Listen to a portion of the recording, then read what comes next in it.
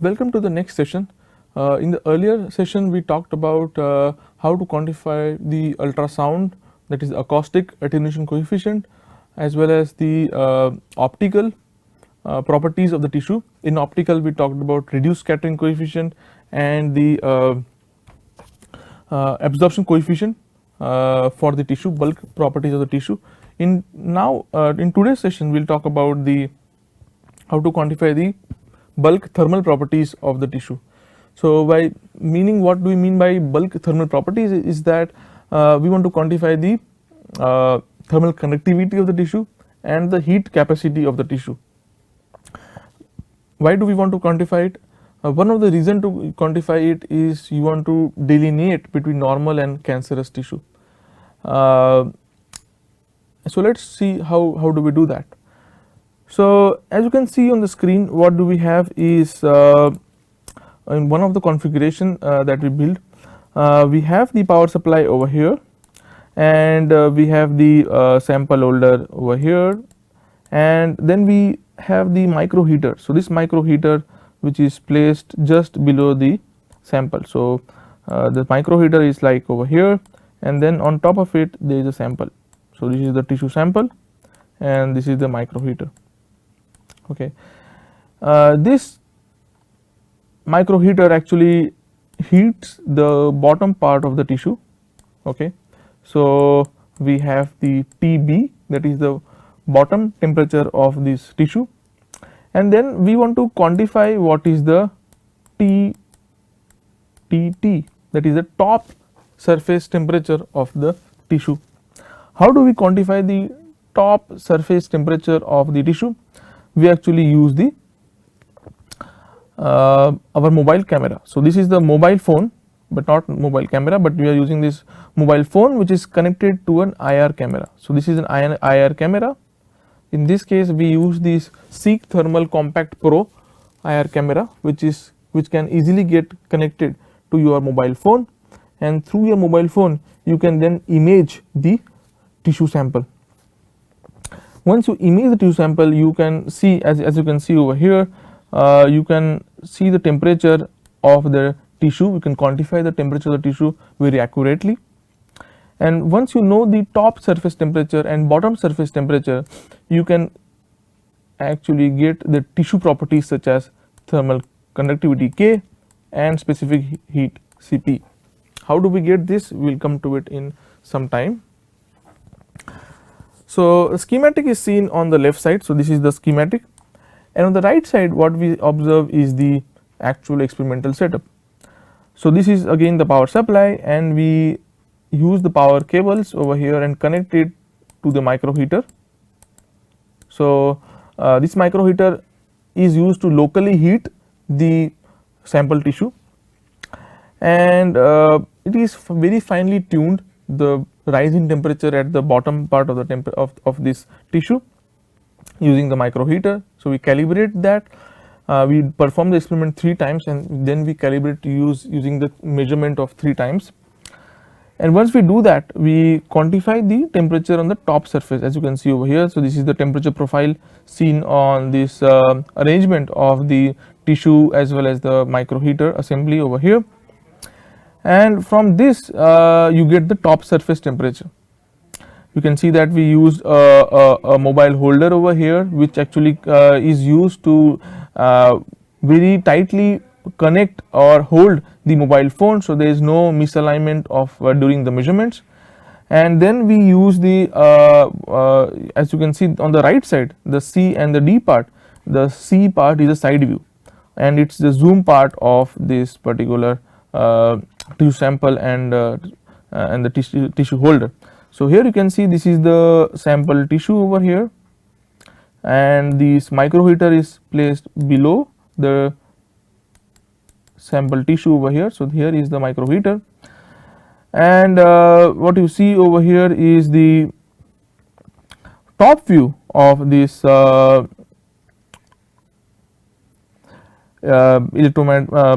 micro heater over here. So we have the micro heater over here again, and this is the area where it is heating up, locally heating up, the domain, and then we have, this is the tissue. So this is the tissue which is getting actually heated up, okay, and from this we actually so we do two different steps. The first is without the sample tissue, so that we can calibrate this micro heater, and the second step is with the sample tissue, so that we actually can quantify the top surface of the tissue sample, and from there we calculate the bulk properties of the tissue.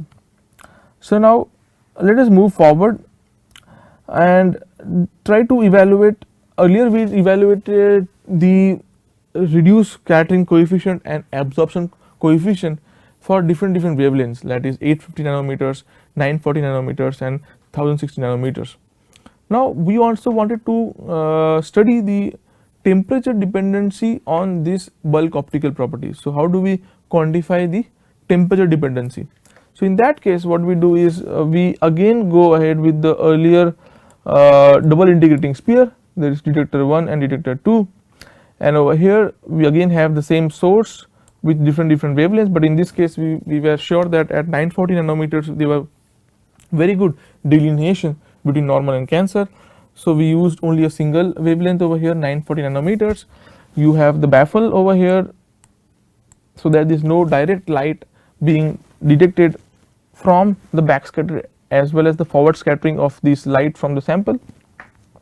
But now at the same time we also want to quantify the temperature of the tissue. So what is the tissue temperature, right? So how do we do that?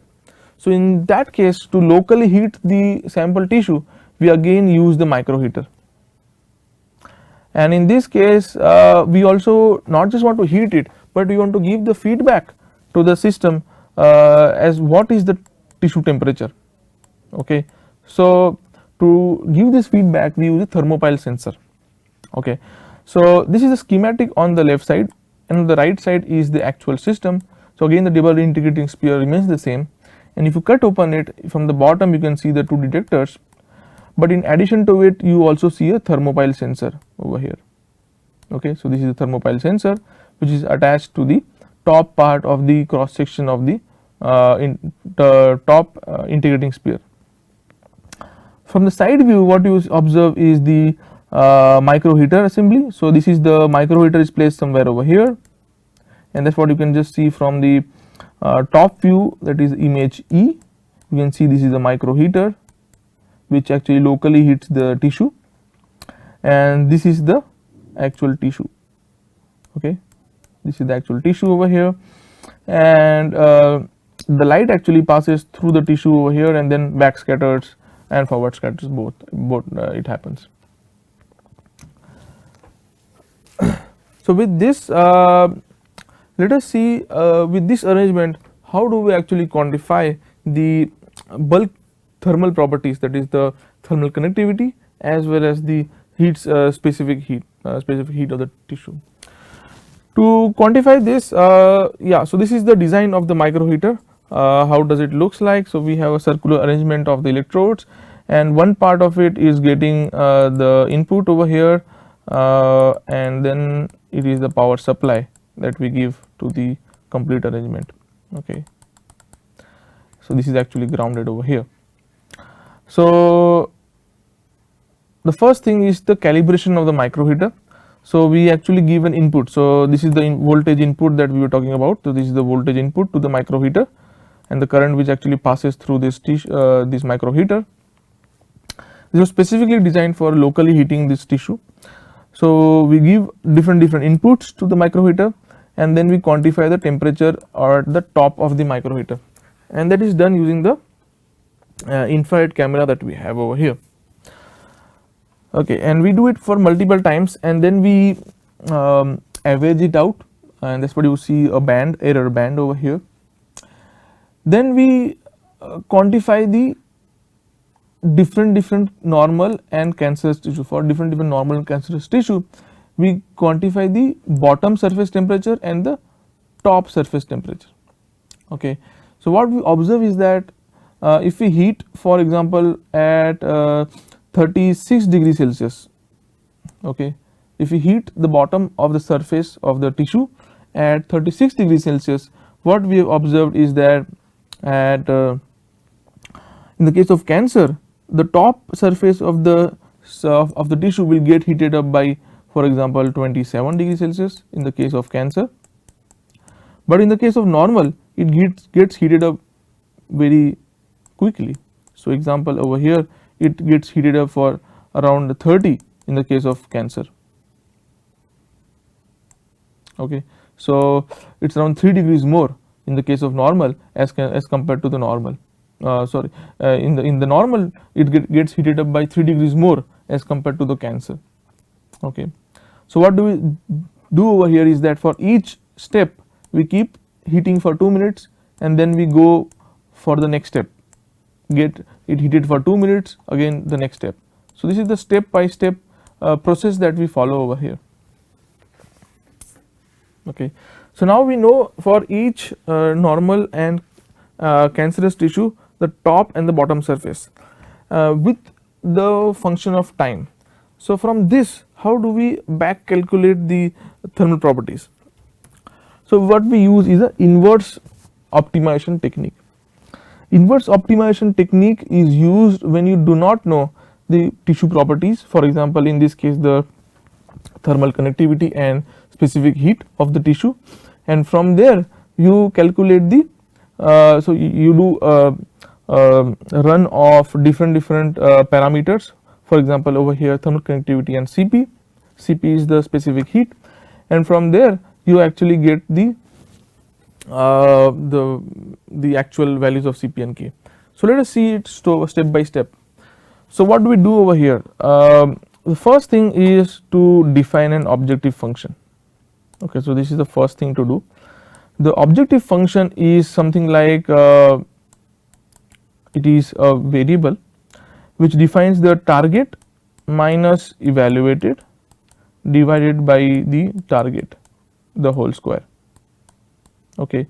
So, once this evaluated becomes very much close to this target value, this actually turns out to be moving towards 0. Okay. And this it would be like very small value, and the square of that would be even smaller. So, we try to minimize this value of the objective function. Okay. And as you go ahead and minimize this value of the objective function, you how you will minimize? By varying the value of control parameters, that is Cp and K in this case. Okay. So, as you can see on the right side, what we have is the acquisition of the infrared image. Okay. Then we apply the known bottom temperature of the tissue. Okay. And at the same time we solve the FEM model.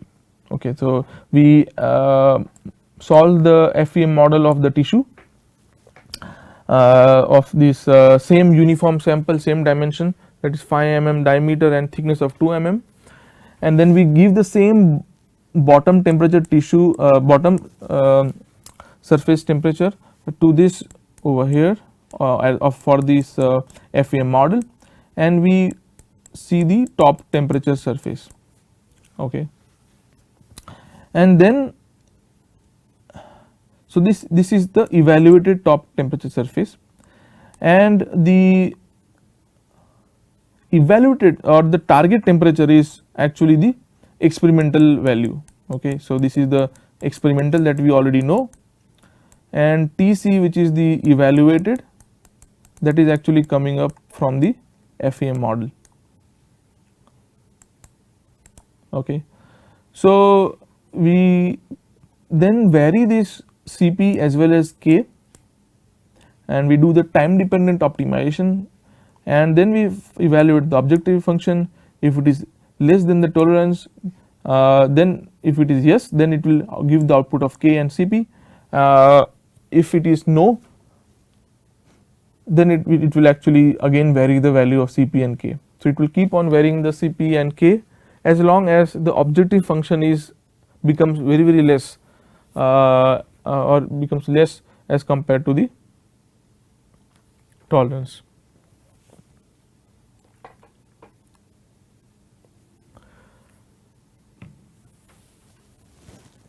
Okay. So in this case what we observe is that from this actually we can actually quantify the value of Cp, that is the specific heat, and the thermal conductivity K. So this is the time dependent optimization problem that we perform, and from this we calculate the value of Cp and K. Okay. From this what we observed is so this is the results of the system after performing the inverse optimization technique. What we observe is that for different temperature, so for example at 31.5 degrees Celsius, at 33.5 degrees Celsius, 35 degrees Celsius, 37 and at 40 degrees Celsius, we observe what is the value of thermal conductivity K for normal as well as cancerous tissue. Okay. So as you can see over here in the case of normal, the thermal conductivity is very high as compared to the cancerous tissue. The same is observed for all the temperature, and this is the range of frequencies that we are interested in, because all the biological tissues are actually surviving at this particular temperature. Actually it is still even lower, but this is the region of interest, broad region of interest that we are interested in. The star over here points to the significance, that is statistical significance. We perform Mann-Whitney U test for this case, and what we observe is that it is statistically significant, very highly statistically significant, the value of thermal conductivity for normal and cancer over here. The mean, so the line in the center is the mean value, and the one that you see over here is the standard deviation, and that is plus or minus standard deviation 1. But what about the temperature dependency refractive the scattering coefficient? That will come in the next slide. This slide talks about the averaged thermal conductivity and the specific heat. So as we told earlier, we perform the time dependent inverse optimization technique, and from there we calculate the thermal conductivity and the specific heat capacity of the bulk tissue properties. Okay. In this case what we observe is that again for the normal tissues the thermal conductivity is far higher as compared to the cancers. So this is not a function of temperature now, but it is for the averaged along the complete ramp up of the temperature. Okay. So the normal temperature for normal adjacent normal, the thermal conductivity was far higher, mean around 0.0525, but in the case of cancerous it was around 0.035 watt per millikelvin, the mean values. Okay. There was far difference in the normal and cancerous tissue, and that is one of the reason behind this was the presence of the collagen in the case of cancers, and the presence of lipids in the case of normal tissues. So the lipids have comparatively higher thermal conductivity as compared to the other tissue constituents. So if in the case of normal there are more lipid content, and because of which the thermal conductivity actually increases. The increase of thermal conductivity also means that the heat can flow very easily through this tissue, and that is why there is a very high rise in the top surface temperature in the case of normal as compared to the cancerous tissue. We also quantify the specific heat capacity, that is how much the tissue is able to hold the heat. In this case we observe that the mean value of the normal is lower as compared to the cancerous tissue, but there were regions where we were getting overlapping values of heat capacity.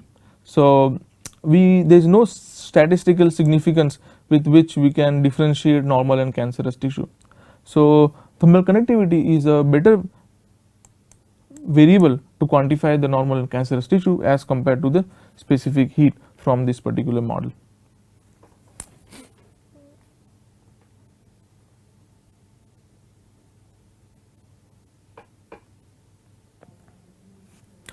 So the next part is to quantify now the optical properties and how the optical properties actually vary with the rise in the temperature. Okay, so as you can see in this slide, what we observe is the rise in temperature. So what we do is the rise in temperature of the tissue, that is the experiment that we followed over here. So this is the experiment that we are now talking about the results. So over here, as the tissue temperature rises, we quantify the reduced scattering coefficient. Again, this is the inverse adding doubling method that we used using the Monte Carlo method, and over here we get the MR, MT values, give it to the system which runs the Monte Carlo method, and then we quantify the reduced scattering coefficient as a function of temperature. Over here, each star that you see over here, each line over here represents a single sample tissue. So you can see multiple dotted lines over here, and each of them represents a particular tissue. The center line which you see over here is the mean value, that is a mean for normal, and the line that you see over here is the mean for cancer. So there is a very high differentiation of optical scattering coefficient between normal and cancer, specifically for reduced scattering coefficient for all the wavelengths, for all the temperature in the system, and specifically in the region of interest, that is around 36 to 38, we see the very good delineation between normal and cancer tissue. We can also come up with a cutoff line that you see over here, which can easily differentiate normal and cancer. We perform this curve fitting and come up with the equation of how the temperature is related to the mu s, that is the reduced scattering coefficient. In this case, we come up with a polynomial equation with the second order quadratic equation.